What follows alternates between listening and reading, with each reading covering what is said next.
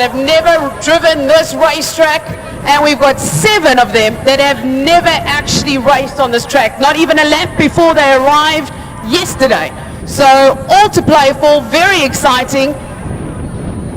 Not quite lined up in the back, but this is going to be very fast. It is going to be rubbing his racing, and Sean Raceway is keen to get a start. He knows Yuri's behind him.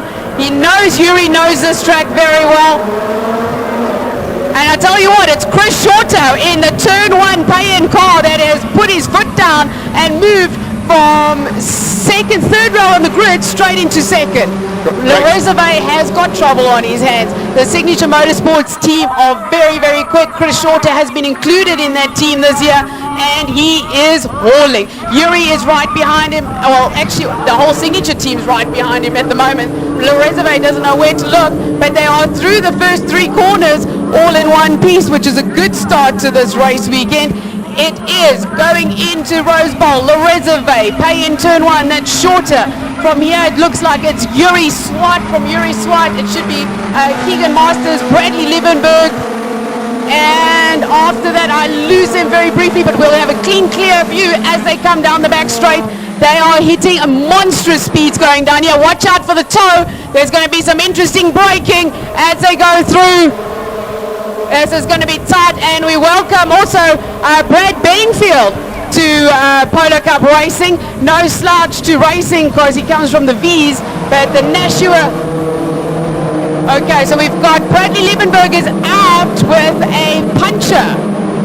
So unfortunately that is not... No, I don't think it's Brad. I think it might be one of the Oates boys. It's 92. 92, yeah. Oh sorry, my apologies. It's one of the Oates boys. Brad's still in the mixture and going side by side with his stablemate as they cross the line. So a good start there from Brad Liebenberg. In fact, as they come through the Raceway from a standing start doing a 32 dead. Shorter in second place with Liebenberg in third. Yuri Swart got outgunned across the line there. Matt Shorter on their tail. Keegan Masters still in the top 6, just biding his time. He's got a lot of time to play with here, and remember, we've got lots of racing action the whole way through, so you don't want to be throwing too much in the mix too early on. Unfortunately, one of the Oates cars parked on the sideline there. I think it might be Justin who was on the sideline. It could also be Johan Pretorius. Just want to double check on that one, but as they came through, it's Johan Pretorius. Johan Pretorius in the Universal Health car, and of course that's the doctor who is the main man at Universal Health too. Yeah, unfortunately, not the way you want to start your race weekend. But have a look. It's right down in the middle. It's for 7th and 8th, the battle between the 2nd and 3rd Masters, Jean Gaber and Trevor Bland. Jean Gaber in the Glassfit C-Track car, Trevor Bland in the Universal Health car. They're in 7th and 8th position, and this is a steam train going down the back straight. The Raceway still almost comfortable in the Alpine Motors Compendium Insurance car out in front. He wants this win. He desperately wants this win. He wants to take the overall victory today. That's his plan. Can Chris Shorter and Bradley Liebenberg change these fortunes? Oh, and that's Gary Van Heerden with Clinton Bassay-Note and John Craig. Ooh, very late braking, and it's very tight. Clinton Bassay-Note getting, well, he's in the front end of that. He's getting tagged every which way, and I will tell you that Clinton is only 14 years old, and he's matching guns against senior production car oval track 2-bike champion Gary Van Heerden. Yeah, let's have a look at that, because he's having a fight of his own there in amongst with Gary Van Heerden and of course Bedingfield just behind in the Nashua car, but unfortunately his 2 teammates are parked in the oval. Not only Johan Pretorius, but also Sean Holtzhausen with some issues, and those 2 cars, both of them in the Masters class, parked in the middle of the oval. Well, just as well, we've got the junior team out in front and doing the sponsor proud. But watch out, here we go. There's no team orders in this time of the year, absolutely none. And Brad Liebenberg is knocking on the bumper of Chris Shorter, saying, excuse me, it's time to move over. I want to come through. This is going, what are we, 8 laps, so it's 7 laps to go as they cross the line side by side in Cape Town corners. Not always going to work out to the best. They come through nice and clean and clear as Bradley made it. It's Shorter holding, no, Shorter's got the line for the inside, but Liebenberg's got the speed, but Shorter will hold him out. Late break lock up from the Raceway. He did have the fastest lap on the previous And again, as we go up to the back markers, Clinton Besaidnote is not letting Van Heerden through. It's actually very funny.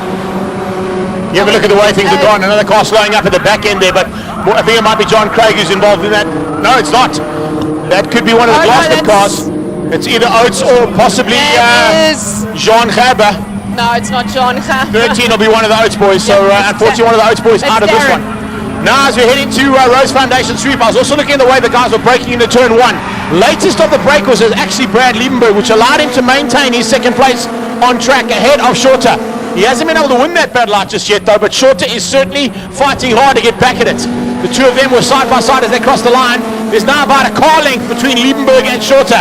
On his tail, absolutely hauling there is his brother Matt. Keegan Masters not quite getting to grips with the back end of his Signature Motorsport teammates, but he's also not too far off. Yuri Swart though is ahead of him, and that's going to be a concern there for Masters after a great run at Swartkops.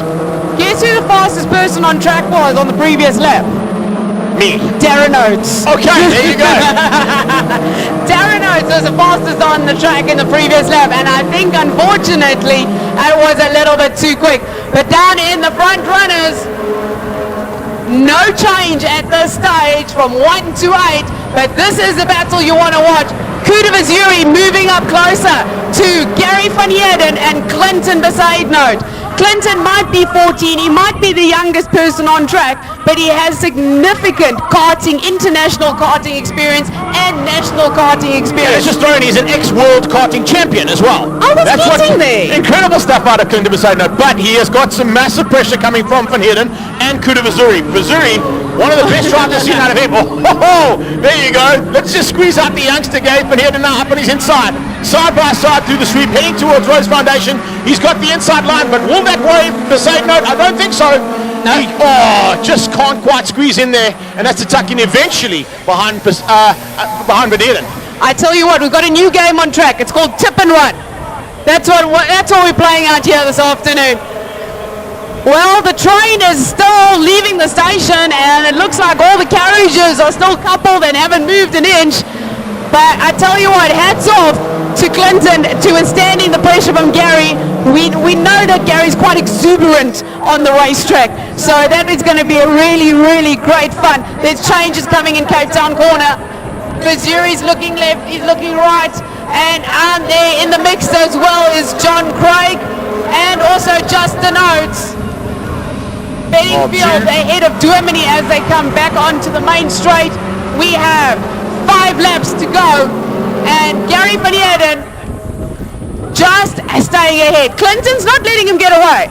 Well, that's action at the front end, but of course now at the real front of the race, a little bit of problem there for one of the cars slowing up. It's one of the champion cars. Matt Shorter. And probably going to be Matt Shorter that slowed up there dramatically. It looks like he might have had a bit of a battle scar on the back left there, but looking at the front end, going down into Cape Town corner and of course down into turn 1, extremely late braking from Le Reserve, which is keeping out second place. But if you look at the way things have gone so far, the latest of the breakers on the circuit so far has been Liebenberg.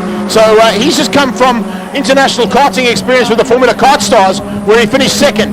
He is not looking to finish second here today. He wants to beat the Alpine Motors car of Le Reserve and take the overall victory. And we've got a change here in the champion and Baroda cars with Yuri Swart moving ahead of